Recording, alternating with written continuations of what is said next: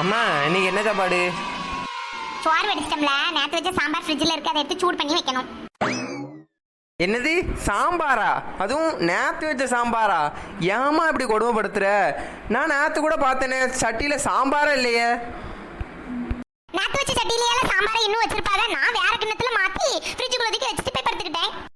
சாம்பாரை சாப்பிடனா சாப்பிடே, இல்லைன்னா ஃப்ரிட்ஜில் தயிர் இருக்கு, ஊறுகாவை வச்சு தின்னுட்டு பேசாம இரி. இந்த சாம்பார் கொடுமையில இருந்து எப்படியா தப்பிக்கணுமே.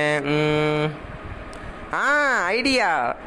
ஏமா ஏமா உனக்கு இப்ப என்ன பிரச்சனை? அம்மா ஆச்சி ஃபோன் பண்ணாங்க. ஆச்சி தாத்தா மாமா அத்தை எல்லாரும் ஊருக்கு வராங்களாம்.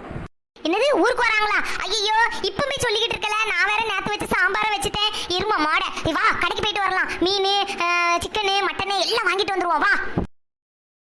ஐ ஜாலி, இன்னைக்கு ஒரு பிடி. Lunch time. இல்ல மாமாக்கு ஒரு ஃபோன் பண்ணி பாருல, எங்க வந்துட்டு இருக்காங்கன்னு கேளு. சாப்பாடுலாம் ரெடி பண்ணிட்டாமா? மாமா இப்போதாம்மா ஃபோன் அடிச்சாங்க. அவங்க இன்னைக்கு வரலையா, அடுத்த வாரம் தான் வராங்களாம். அடுத்த வாரம் வராங்களா? முதல்ல இதெல்லாம் சொல்ல மாட்டாங்களா? நான் எல்லாம் இப்ப செய்து வச்சுட்டேன், இப்ப என்ன பண்ண? ஏம்மா சாப்பாடு வீணாகுது தான் உனக்கு இப்போ கவலையா? மாமா நம்ம எல்லாரும் சேர்ந்து 2 நேரமா சாப்பிட்டு தின்னு தீத்துருவோம். இல்லை நீ ஃப்ரிட்ஜுக்குள்ளே எடுத்து வச்சிருவ. சக்சஸ்.